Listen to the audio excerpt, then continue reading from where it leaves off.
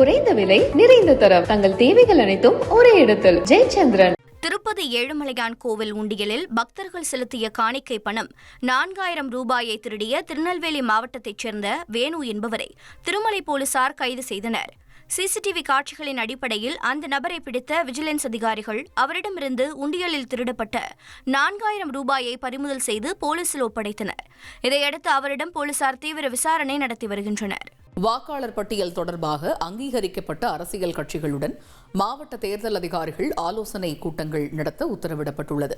தமிழகத்தில் 20 ஆண்டுகளுக்கு முன் வெளியான வாக்காளர் பட்டியலுடன் தற்பொழுது உள்ள பட்டியலை ஒப்பிட்டு வேறுபாடுகளை சரி செய்யும் திருத்தப் பணி நடைபெறுகிறது.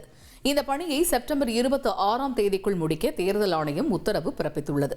மேலும் அங்கீகரிக்கப்பட்ட அரசியல் கட்சிகளுடன் மாவட்ட தேர்தல் அதிகாரிகள் ஆலோசனை கூட்டங்கள் நடத்த வேண்டும் என அறிவுறுத்தப்பட்டுள்ளது. இதைத் தொடர்ந்து தலைமை தேர்தல் அதிகாரி வாக்காளர் பட்டியல் திருத்தப் பணி தொடர்பாக ஆலோசனை நடத்தவுள்ளார். குறைந்த விலை நிறைந்த தரம் தங்கள் தேவைகள் அனைத்தும் ஒரே இடத்தில். ஜெயச்சந்திரன்.